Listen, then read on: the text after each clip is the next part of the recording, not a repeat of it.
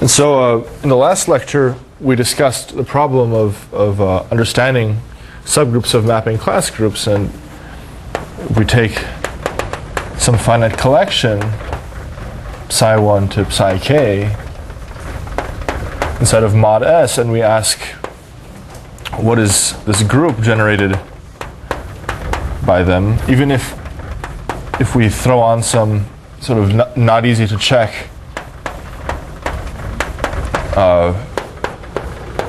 some not easy to check hypothesis, for example, that this be a finitely presented group, then there's really no way that we can answer this question of what is the isomorphism type of this group.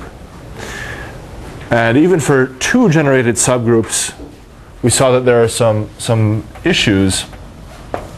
However, if we take psi1, say, and psi2 inside of the mapping class group, then this group is, if we allow ourselves to pass to certain powers, say n1 and n2, then this is always going to be either the identity z, z2, or f2. And remember, also in the last lecture, we talked about right-angled Artin groups, and these four groups are all examples of right-angled Artin groups, namely on the empty graph with one vertex, two vertices cut by an edge, and a disconnected graph with two vertices. And so what we can talk about today are ways of generalizing this fact here to arbitrary finitely generated elements in the mapping class group.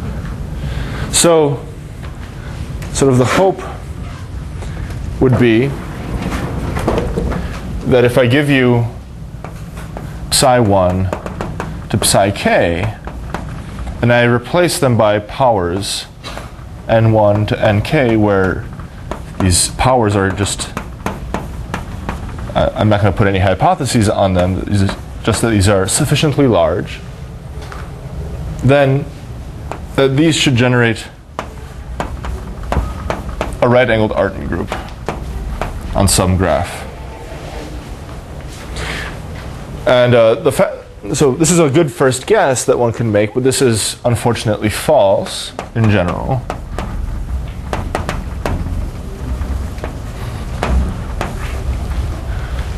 But what we'd like to do today is understand the hypotheses, sort of the strongest hypotheses that or the weakest hypotheses that one can put on the mapping classes psi1 to psi k, so that this result is true.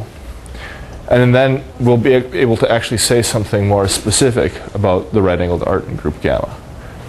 So to begin with, let's start with the mapping class psi.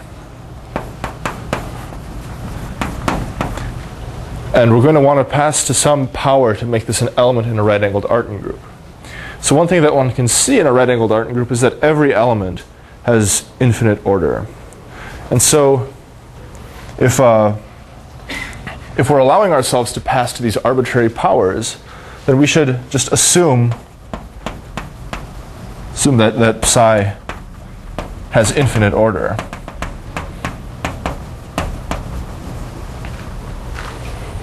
Because if it had finite order, then we just pass to its order, take the exponent corresponding to its order or any multiple of it, and then psi to that power just becomes the identity. So there were two other cases. So remember, there was the reducible case, and there's the pseudo-Anosov case.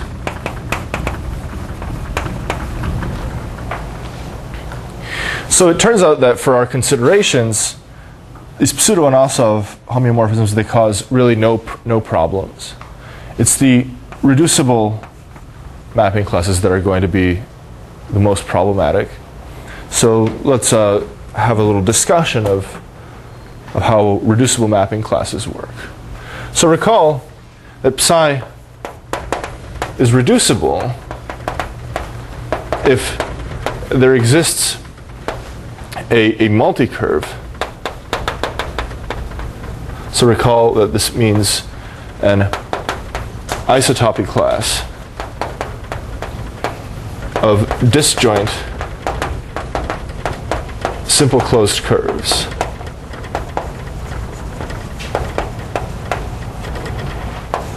And I'll call this multicurve C, such that psi of C is equal to C.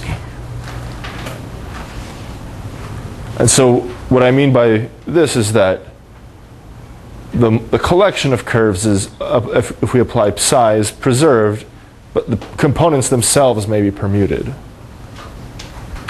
So because C is a finite collection of curves, then we can pass to a power.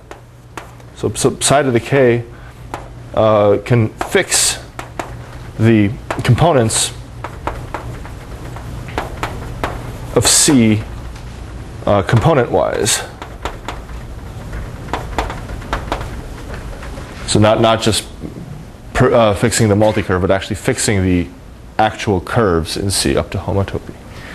So then what happens is that we can consider the surface S without C. So we cut open the surface along this multicurve C, and we get a union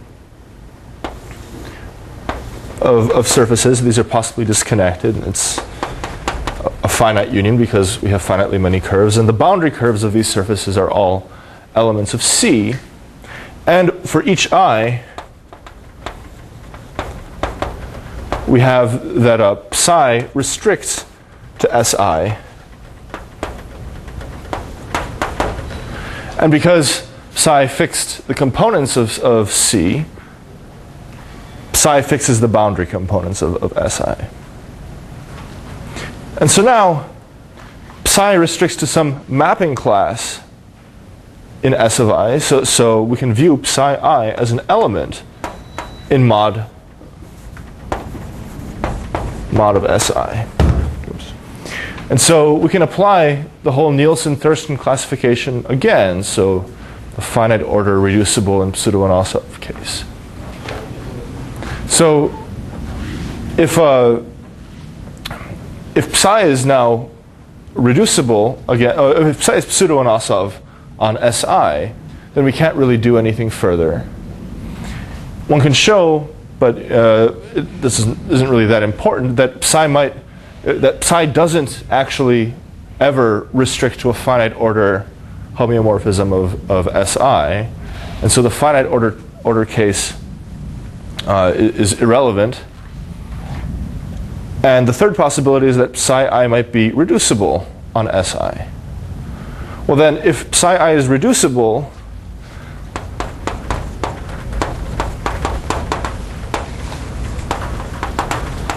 then psi I preserves some new multicurve here, Ci contained in Si. And so we can play the same game of passing to a further power so that the components of Ci are all preserved. And then cut open Si along this collection Ci and thus obtain simpler and simpler surfaces. So what one shows is that if you keep cutting along these preserved multicurves, then psi restricts to mapping classes on smaller and smaller surfaces in the sense that the Euler characteristics of these subsurfaces are getting larger and larger. And now, the Euler characteristic of any surface that we actually consider is going to be bounded from above, because surfaces always have Euler characteristic at most 2, just up here, because the sphere has the largest Euler characteristic among all among all compact orientable surfaces. And so this process terminates in finite time. So we can summarize this whole discussion as follows. If psi is in the mapping class group,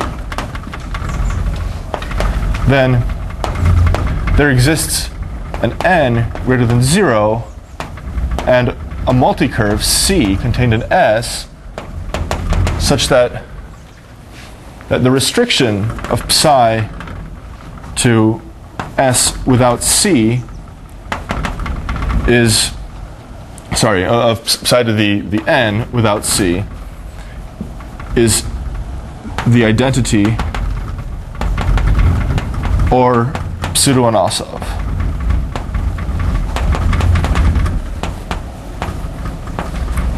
And psi to the n fixes C component-wise.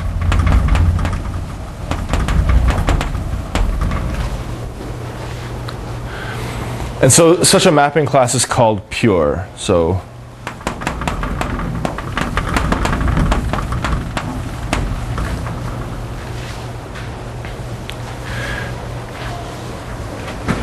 and so what can one say about pure mapping classes? Well, one can sort of decompose pure mapping classes as, sorry, not psi is pure, psi to the n is pure.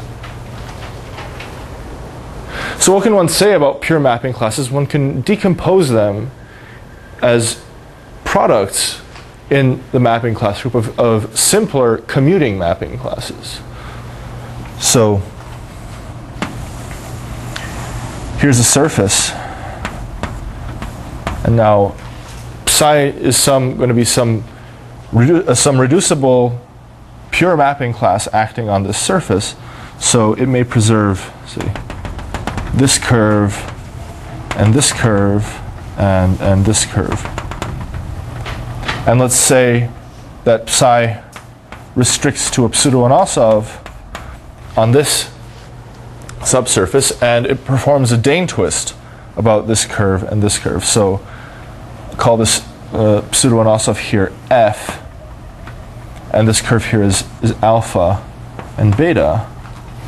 And so psi is acting on this surface here, and what psi really is psi is equal to a twist about alpha, a twist about beta, and F.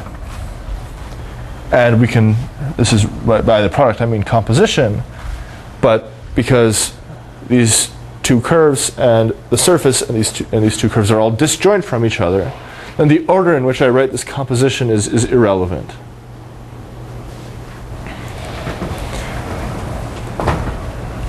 And so now we can state a correct theorem.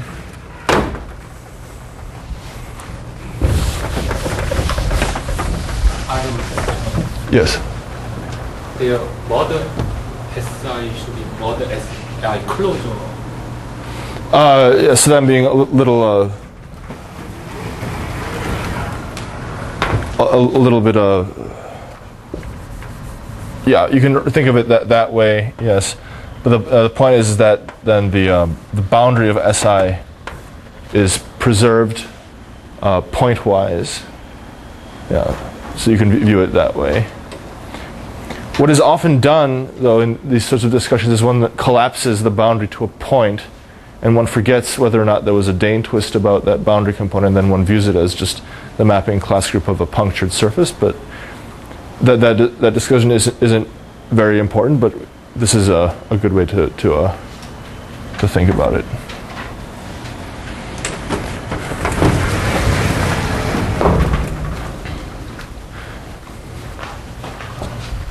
So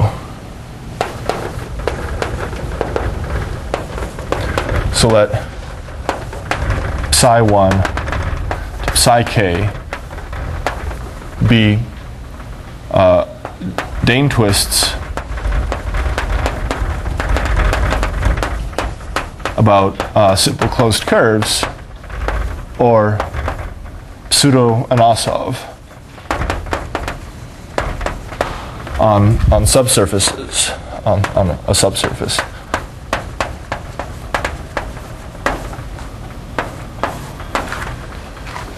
So by pseudo-Anosov on a subsurface, I mean each of these could be pseudo-Anosov on a different subsurface, not necessarily the same one.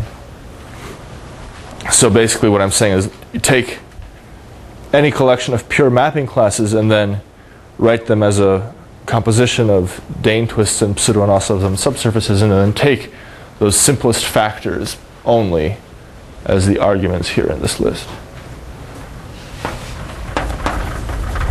Then there exist exponents n1 to nk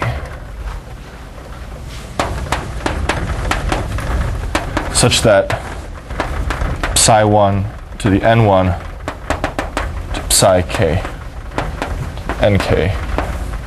These are all greater than 0 because you could just set these exponents to all be 0 and this would be true. Is isomorphic to a right-angled Artin subgroup sitting in mod S for some gamma.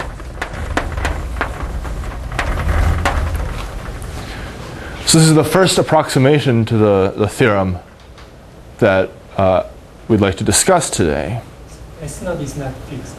Yeah. So I said that these could all be pseudo-anosovs on subsurfaces, but they could be pseudo-anosovs on different subsurfaces. Okay. So there's one hypothesis here that may seem a little strange, which will modify the statement of the theorem to get rid of it.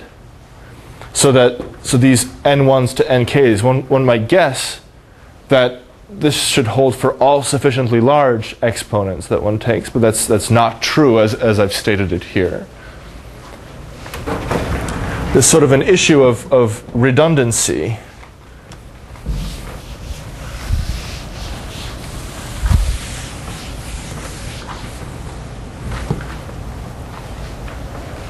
So there's a problem that, for example, if I took a twist about some curve alpha, then I might say psi1 is equal to t sub alpha, and psi2 is equal to t sub alpha squared, and psi2 is t sub alpha cubed. And so clearly these two generate a cyclic subgroup of the mapping class group. So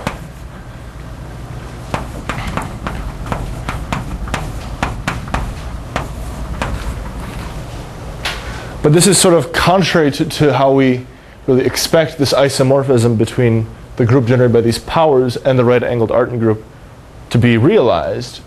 What you would want to be true is that these actual powers get mapped to vertices of the appropriate gamma. And so what I'll say that it's the problem with these two mapping classes is that they are redundant. That is to say, psi1 and psi2 are redundant. That is to say, there exists an n and m such that, which are again greater than 0, such that psi1 to the n is equal to psi2 to the m. I suppose you could consider psi1 or psi2 being a backwards twist about alpha, in which case you should just require that these exponents be not equal to 0. And so a list psi1 of mapping classes to psi2, psi k. So this list is irredundant if for I not equal to j, we have that there do not exist exponents, so that for all I not equal to j, there do not exist exponents n m different from 0 such that psi I to the n is equal to psi j to the m.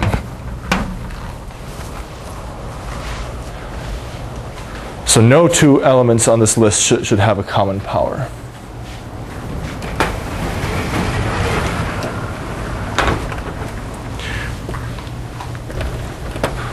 So before I state the final version of the theorem, I'll explain one more hypothesis which will make the graph gamma sort of more apparent.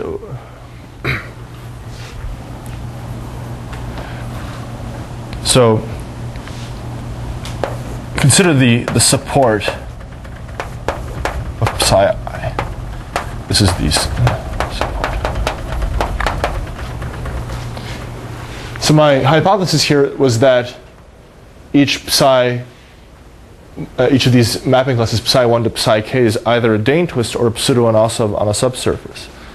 So if psi I is or possibly a power of a Dane twist about a curve alpha, then the support of psi I is just alpha, which is a homotopy class of curves.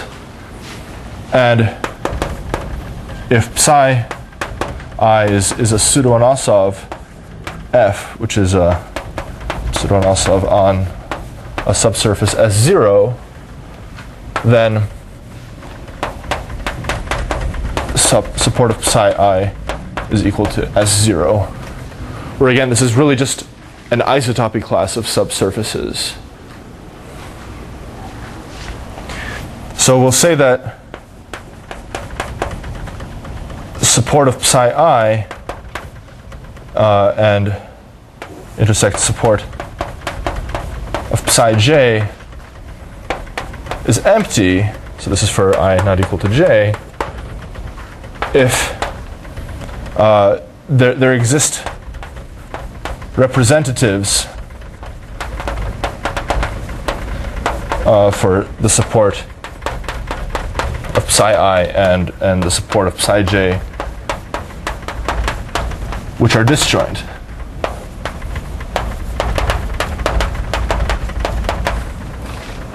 So for example, on this surface I have this curve, and then I can take this curve. So this is alpha and beta, and I can consider the Dane twists about alpha and beta.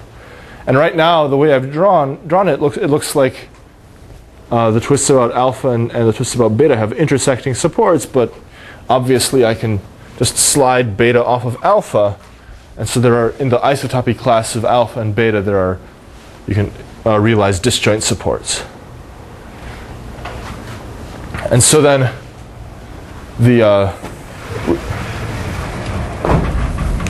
if we're given a collection of mapping classes which are satisfying the hypotheses up there,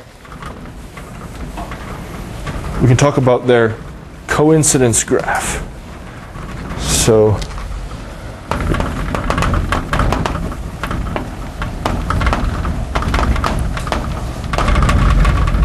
graph of psi 1 to psi k.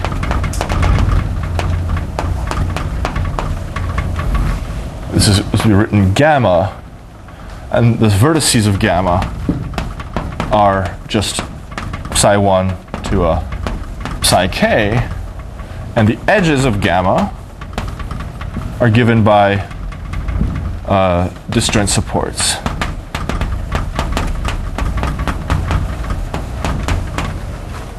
So that is to say,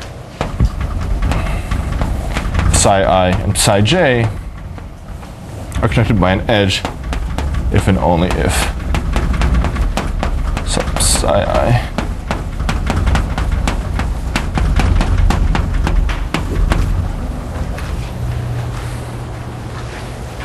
okay. So then we can state the theorem fully.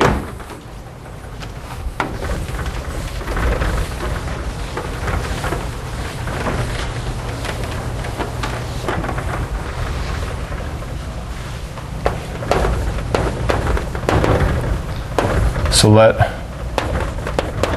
psi 1 to psi k be an irreducible collection, irredundant collection of Dane twists and pseudo-Anosovs on subsurfaces. And with coincidence graph,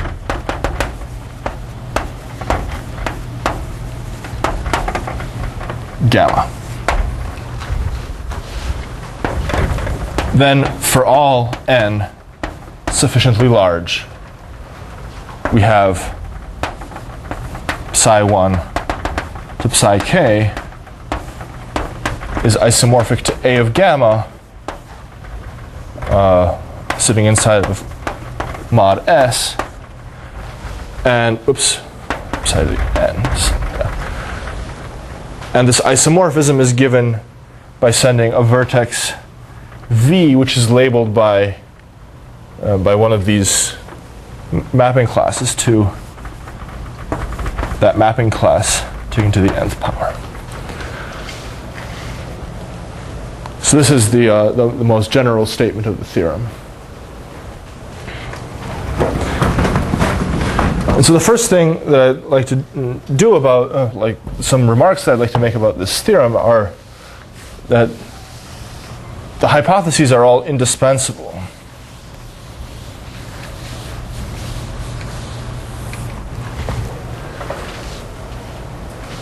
So I said this has to be an irredundant collection of Dane twists and pseudo-Anosovs, and I came to that conclusion after discussing pure mapping classes and writing them as compositions of Dane twists and of pseudo-Anosovs on subsurfaces. So you might wonder what goes wrong if you just allow general pure mapping classes. So here's an example. This is the prototypical example of what goes wrong. So let's take this genus 2 surface, and it has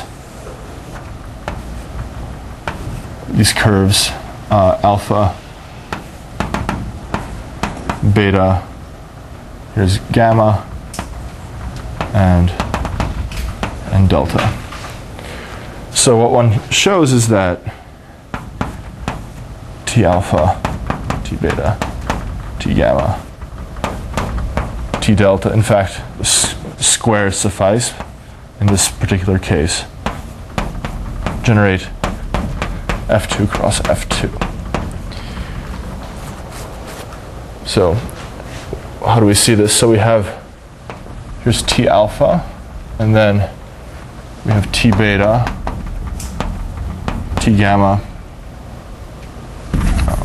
I'll write T beta over here so that things work out better. T gamma and T delta over here. And the coincidence graph is given by whether or not the supports are disjoint. Well, alpha and beta cannot be possibly connected by an edge because they intersect once, and so that their homology intersection is non-zero, and so they have to intersect geometrically. And similarly with gamma and delta. But on the other hand, alpha is disjoint from both gamma and delta, and beta is disjoint from both gamma and delta. And so the coincidence graph looks like this. And this is one of our examples from yesterday, Tuesday. The right-angled Artin group on the square is just F2 cross F2. So that's okay. But what if we modified this so we'll let psi be equal to T alpha squared times T gamma squared? And so then we'll consider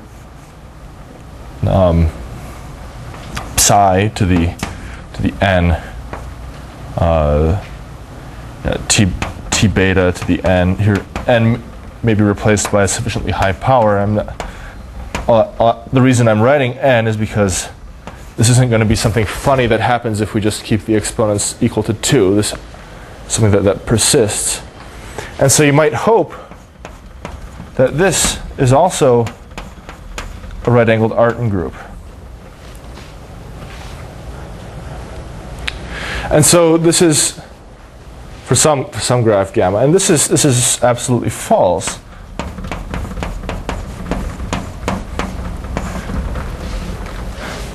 This subgroup of the mapping class group is not isomorphic to any right-angled Artin group, and so let's briefly look at why. And so to for simplicity of notation, I'll write x is equal to psi to the n. T sub beta, so A will be T sub beta to the n, and B will be T sub delta to the n. And I'm dropping the subscripts here, but dropping the n's, but this argument works for any n which isn't 0.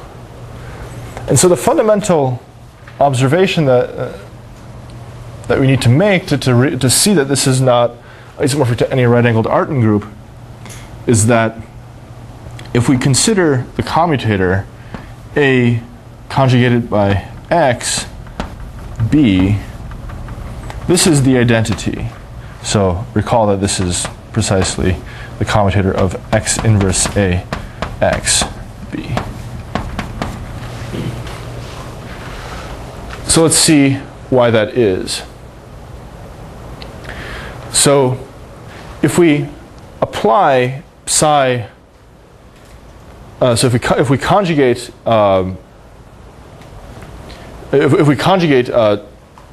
this element A, which is T beta to the n, by this mapping class psi, which is the composition of the square of this twist, the square of this twist, then this curve is just going to get sent to some really complicated curve that winds around alpha a lot.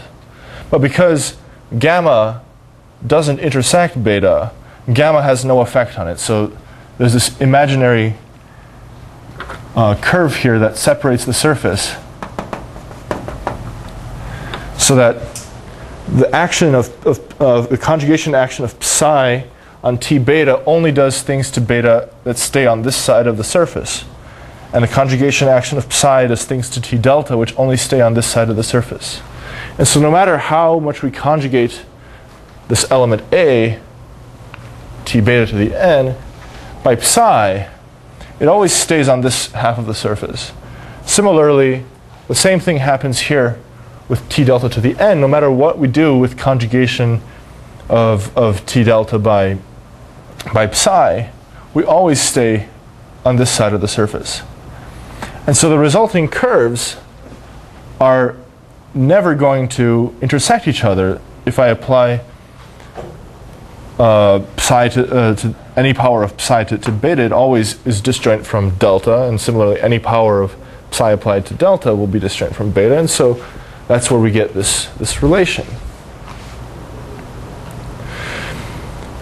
And so what one can compute is that there are exactly three well, there are only finitely many, a very small finite number of cases one needs to check.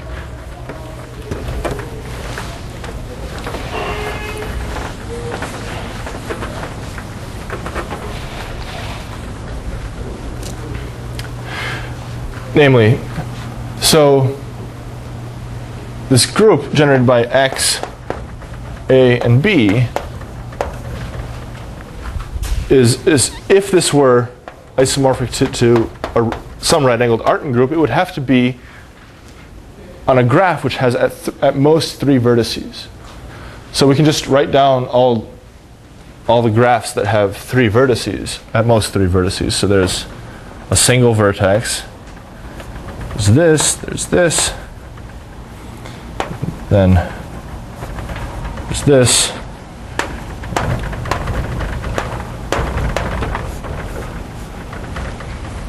so I'll separate these out so that we can keep track. And then there's only one more possibility.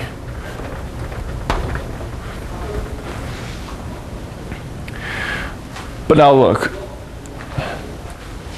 So clearly, even though I have this relation that A conjugated by X commutes with B, I still have that the commutator of A and X is not equal to the identity.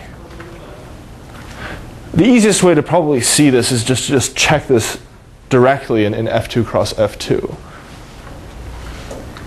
So in particular, if I conjugate A by X, that's not the identity. And so even even though this commutator is the identity, it's the commutator of two non-trivial elements. And I have some commutator which doesn't vanish. So what that allows me to conclude is that this group generated by X, A, and B is neither abelian nor free. And so that rules out a lot of these cases already. So it can't be a single vertex. It can't be these two vertices joined by an edge. It can't be these two disjoint vertices. It can't be the three totally disjointed vertices. And it can't be this complete graph on three vertices, because those are all either free or abelian. And so we're left with two cases, namely this, which is F2 cross Z, one can check,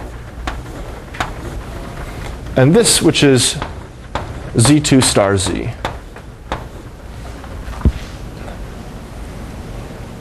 And so then, again, a fact that one best checks inside of F2 cross F2 directly is that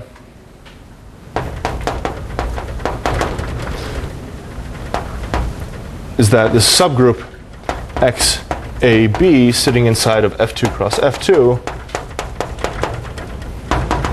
has no center.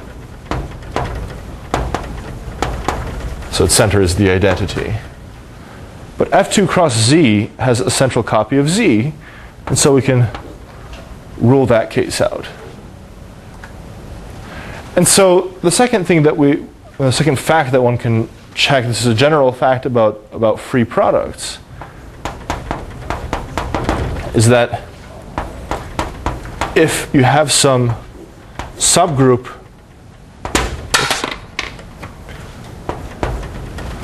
so let's just say some subgroup G sitting inside of Z2 star Z, which is isomorphic to Z2. Let's say also that it's maximal, so that it's largest with respect to inclusion inside of Z2 cross Z2 star Z. And if we have some other such G prime sitting inside here, then G and G prime are conjugate.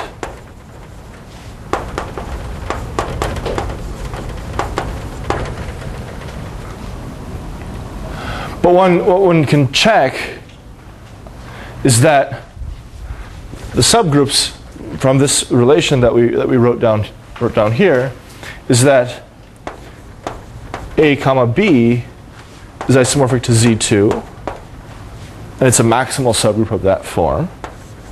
And A to the X B is isomorphic to Z2. But these two are not conjugate within this group generated by X, A, and B. And so that allows us to rule out this third case. And so what that really means is that we do need to decompose our mapping classes into their simplest components. You really need to do that.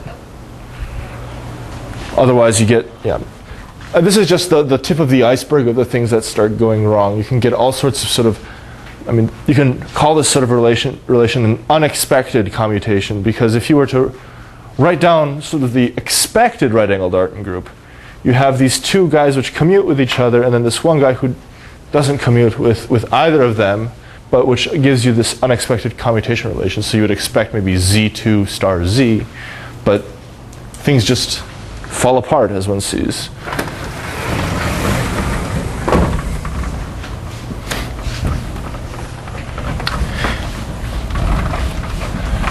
And so the last thing I'd like to say about this actual statement of the theorem is about this n here. So this n depends on the mapping classes as the way I've written it here. And it turns out that n necessarily depends on the mapping classes that I've chosen. So in particular, n cannot be chosen independently of psi 1 to psi k. In general. there are some instances where n depends only on the underlying surface. So recall from Tuesday I stated this theorem of Fujiwara, which says there exists an n depending only on the surface, such that if psi1 and psi2 are pseudo-Anosov on S, then psi1 to the n and psi2 to the n is isomorphic to Z or F2, depending on whether or not this is an irredundant list of mapping classes or not. So, but I can show you an example of how this might fail in general.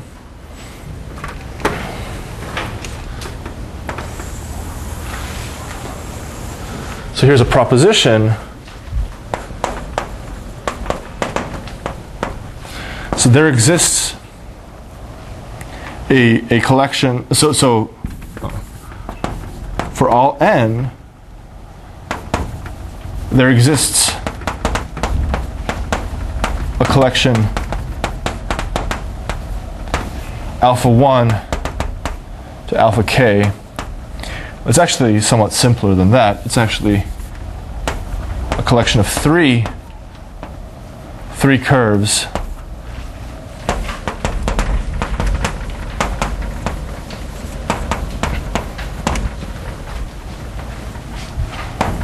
such that I'm just going to prevent myself from making a mistake. I'm going to say it's going to be some finite collection, but I think it works with either 3 or 4. I don't want to make a mistake. So simple closed curves such that T alpha 1 to the n to T alpha k to the n is not isomorphic to the right-angled Artin group on the coincidence graph of alpha 1 to alpha k.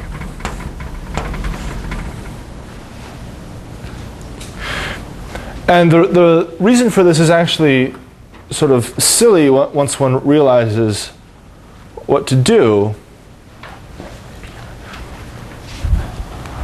So the point is that what one can arrange is that the idea is that one can arrange for T alpha k to the n to be conjugate into the subgroup generated by T alpha 1 to the n all the way to T alpha k minus 1 to the n. And so this forces this group not to be isomorphic to the coincidence graph of these curves because there are k of these curves, and so the rank of the abelianization of this group would have to be at least k. But one can arrange that one of these generators is conjugated into a subgroup generated by k minus 1 of them, and so the abelianization has rank at most k minus 1. And so maybe at the end of the lecture, if we have time, I'll write down a specific example.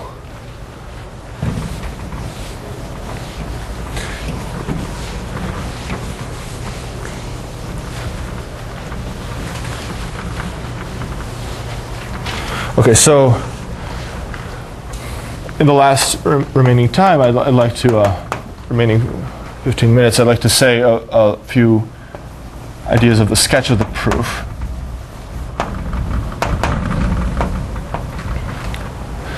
So the idea, so what we need to do is we need to take, we have this collection psi 1 to psi k sitting inside of mod S, and for all n we have this map phi sub n from A of gamma to mod S, which sends psi the vertex here labeled V to the corresponding mapping class, psi V, to the nth power. And the claim is that for all n sufficiently large, phi n is injective. And so what we need to do is what we have to show is that if we have any non-trivial element of this right-angled Artin group, we have to have some sort of control over how it acts on curves on the surface, so that we can sort of look at it, at the action, and verify whether or not the action is trivial or not, namely whether or not the image of that word is sent to a homeomorphism which is isotopic to the identity.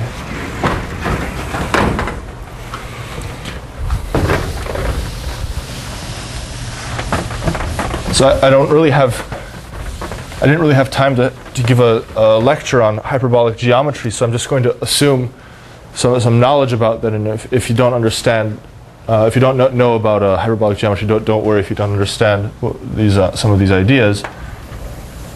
But the point is that, so we have that this is hyperbolic space H2, and this is, by the uniformization theorem, this is the universal cover of the surface S. And now if I have a simple closed curve alpha, or in fact any curve that's closed that represents a homotopy class of curves on S, so if I don't base them, it's a free homotopy class of curves, and there's a unique geodesic which represents alpha. And so a geodesic lifts to a semicircle on this on H2. And if I have two, so this is some lift of alpha, and if I have a lift of another curve, say beta tilde, then what I can look at is how do alpha and beta meet in H2.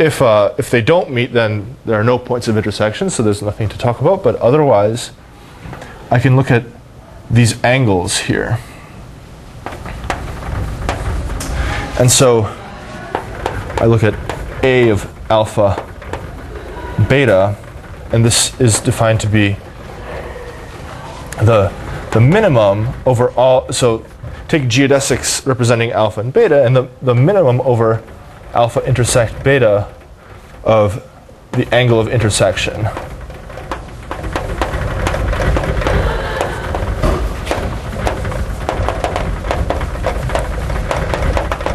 So you might object that this is not well defined because, well, I have two lines meeting like this, and I say the angle of intersection. Well, which one is it? Is it this one or is it this one? Well, I'll take the convention that I always take the smaller one, and that's the angle of intersection. And if two lines meet at right angles, then I just define it to be pi over 2.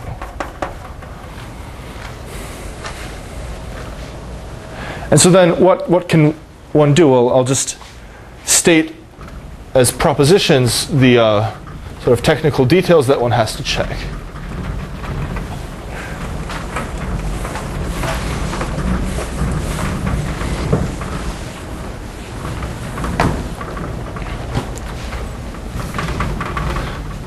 So fix a hyperbolic metric on S, and let T alpha be a Dane twist about a simple closed curve alpha, and psi a pseudo and also of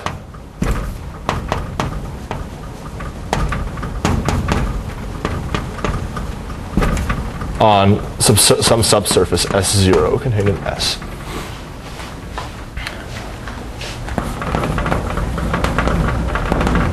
So let beta be contained be a simple closed curve on S, and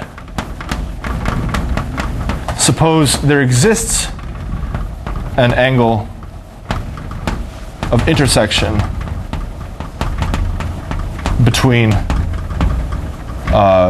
alpha and beta, which is bounded away from 0 by some constant epsilon.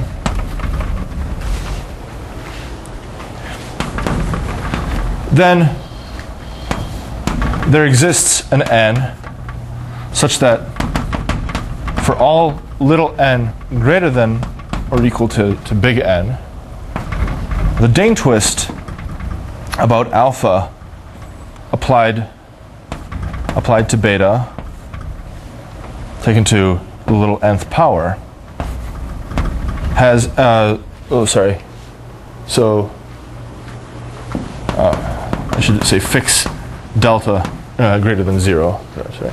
So there exists an n, and n is going to depend on epsilon, on delta, and on the curve alpha, but not on the curve beta. That's the important part.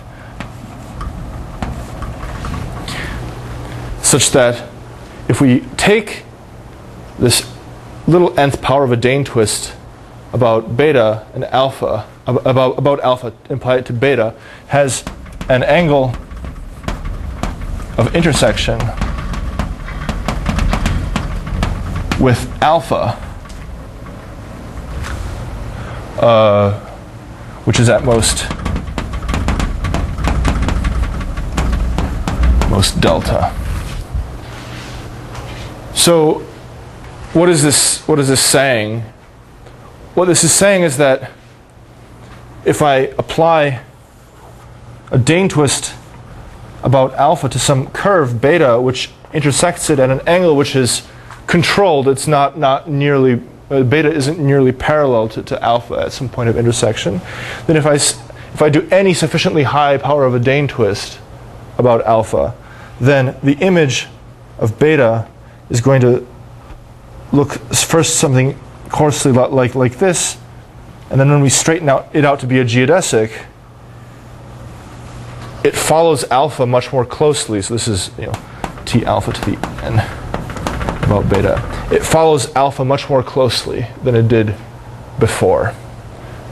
And the point is that the power to which we have to pass only depends on this initial angle of intersection and on alpha. What it really depends on is the length of alpha as a curve on S. And so that depends on the hyperbolic metric, but all these constants will change if you change the hyperbolic metric, so you can't make it independent of the hyperbolic metric. So, but that doesn't matter.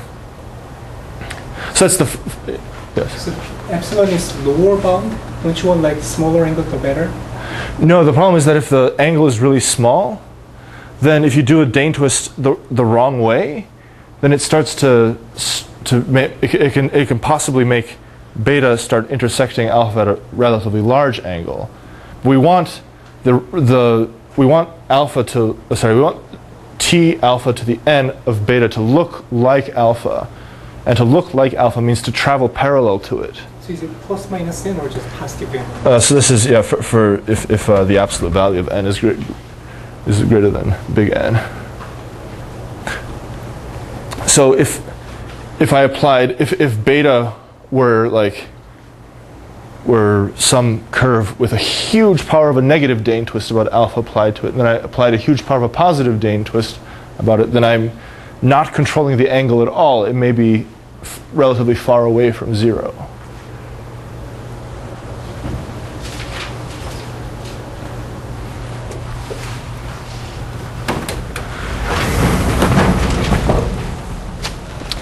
And so I don't want to give all the technical details that need to be said to even state the proposition correctly for pseudo-Anosovs, but the same is true for pseudo-Anosovs, and what one needs to control, instead of the angle of intersection with the twist, one has to control an angle of intersection with something called a measured lamination.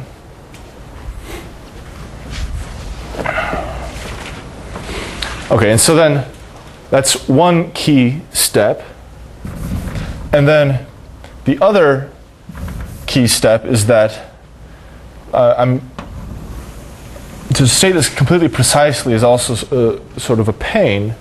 And so I'll draw a picture. So we're going to consider two Dane twists about curves which are disjoint from each other. So alpha 1 and alpha 2, and these are some lifts of them to hyperbolic space. And now we have a curve, say gamma, which is very nearly parallel to alpha 1. But then, this is not a geodesic the way I've drawn it, but you can imagine that this could happen, and then it ends up intersecting alpha 2. And so this is the curve beta. And so then what that means is that the twist about alpha 2 actually does something to beta, it doesn't just fix it. And so the proposition is as follows. So suppose alpha 1 and alpha 2 are disjoint, and beta is nearly parallel to alpha 1, and let's say it intersects alpha 2. I don't really need this hypothesis that it intersects alpha 2, because then the conclusion is vacuous in the case that it doesn't intersect alpha 2. But suppose that we have this setup, then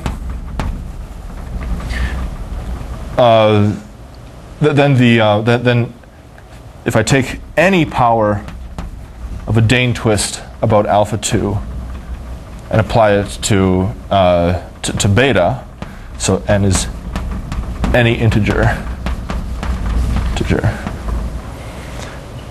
then this curve is still nearly parallel to alpha 1. So what that means precisely is I need to control how much the angle of intersection between Tn about alpha 2 to beta can change with alpha 1. But the point is that because alpha 1 and alpha 2 are disjoint, then as this angle here between T alpha 1 and beta gets smaller and smaller, then applying twists about alpha 2 can do less and less. So one way to sort of imagine why this might be true is, let's say here's alpha 2 and here's alpha 1. And now beta intersects alpha 2, but it's nearly parallel to alpha 1. So it travels around this curve a lot, and then it closes back. And so if one starts applying twists about alpha 2, it's hard to imagine that this twisting around alpha 1 would ever get undone by twisting around alpha 2. And so that sort of intuition that you can't undo all these twists, that you can't undo the fact that beta near alpha 1 here is nearly parallel, you can't undo that by twisting around a curve which is disjoint from alpha 1. And this proposition, when it's stated with all the technical details correctly, is making that precise. And so, again, the similar proposition holds when you replace the Dane twist with a pseudo-anosov on a subsurface. And so the point of these two propositions is to allow you to do the following. So let's just pretend that we're in the case where psi 1 to psi k are all Dane twists about curves gamma 1 to gamma k. So then one takes a curve beta, it's going to sort of be a test curve, which intersects gamma 1 to gamma k. And so then what are you going to do? Well, you take some element w in A of gamma, and you had this map phi sub n of w, which is now in the mapping class group, which replaced every vertex generator with a sufficiently high power of a Dane twist about gamma. And you're going to apply phi n of w to beta. And now you just have to check that this is not fixed, that beta is not equal to phi sub n of w applied to beta. So how you have to use these two propositions in some way. Well, so the best way to see this is you write w is a product like this wj to w1. These are going to be subwords of w with the property that all the generators in wi commute with each other.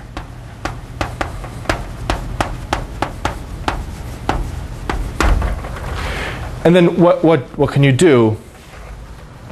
You apply phi sub n of w1 to beta first.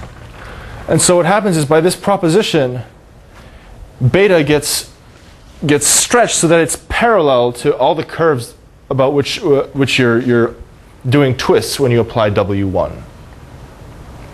Now you can really just look at one curve. You have there's at least one generator occurring here in w1, and so that's going to be some power of a Dane twist about one of these curves. So when you apply that power of a Dane twist to beta, by this proposition, if you chose that power sufficiently high, this curve is going to be nearly parallel to that curve. So let's say this is nearly parallel to gamma 1. And now you have possibly more generators occurring in W1 which commute with this first Dane twist. And now, so how do you know if you apply them now to those powers of Dane twist to beta that you don't undo the fact that you're nearly parallel to gamma 1? Well, that's where you use this other proposition, that if you apply Dane twists about disjoint curves and you have a curve which is nearly parallel to one of them, then you can't undo the fact that that was nearly parallel. And so that's why this is nearly parallel to gamma 1. And so then what do you do next? You apply phi sub n of w2 to phi sub n of w1 of beta.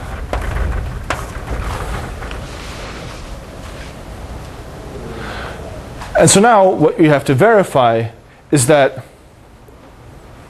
well, you do essentially the same thing. You say, look, there's a vertex generator here for which, say, gamma 1 intersects, so let's say, we have a Dane twist about gamma 2 going on here. And let's suppose that gamma 1 intersects gamma 2 non-trivially. Then one has to check that this curve, phi sub n of w1 applied to beta, still intersects gamma 2 a lot. That is to say, in a way that allows us to apply this proposition, so that it's bounded away from 0. And so then we apply this element phi sub n of w2 to this curve, which is nearly parallel to gamma 1 in at least one place.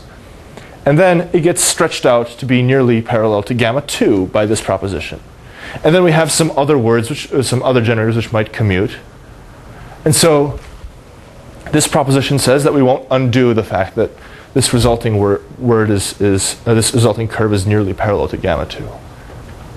And so then when it does an induction on this number j, you verify at each step the resulting curve. You get phi sub n of wi w1 applied to beta is nearly parallel to some gamma k. that's a bad, so gamma S, where gamma S is one of these curves. And so then, if nearly parallel here means more parallel than the original angle with which beta intersected these k curves, then that means that this mapping class was not the identity. So it did something non-trivial to that curve. And so that's how you show that this map is injective. So that's sort of the bare bones of the argument. I should probably stop here.